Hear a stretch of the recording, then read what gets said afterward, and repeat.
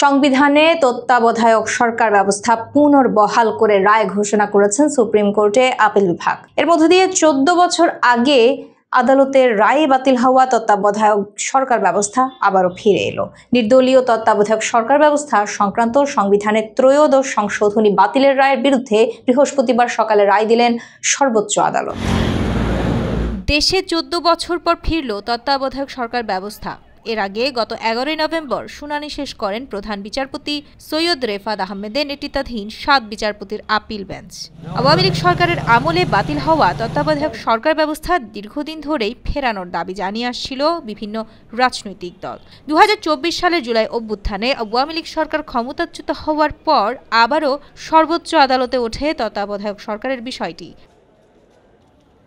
এই বছরের 27 আগস্ট তত্ত্বাবধায়ক সরকার ব্যবস্থা বাতিলের রায় পুনর্বিবেচনা চেয়ে করা আবেদন মঞ্জুর করে আপিলের অনুমতি দেওয়া হয়। 21 অক্টোবর থেকে শুরু হয় আপিলের শুনানি। ত্রয়োদশ সংশোধনীর মাধ্যমে সংবিধানে যুক্ত হয়েছিল তত্ত্বাবধায়ক সরকার ব্যবস্থা।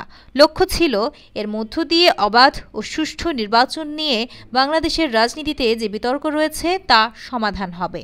পরবর্তীতে এই ব্যবস্থা নিয়েও রাজনৈতিক বিতর্ক শুরু হলে 2011 সালে সংখ্যাগরিষ্ঠ মতামতের ভিত্তিতে সংবিধানের ত্রয়োদশ সংশোধনী বাতিলের রায় দেয় আপিল বিভাগ। কিন্তু এরপর দলীয় সরকারের অধীনে হওয়া নির্বাচনগুলো নানানভাবে বিতর্কিত হয়েছে।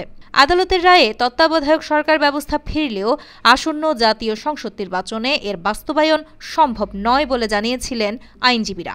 অর্থাৎ অন্তর্বর্তীকালীন সরকারের অধীনেই আগামী নির্বাচন অনুষ্ঠিত হবে।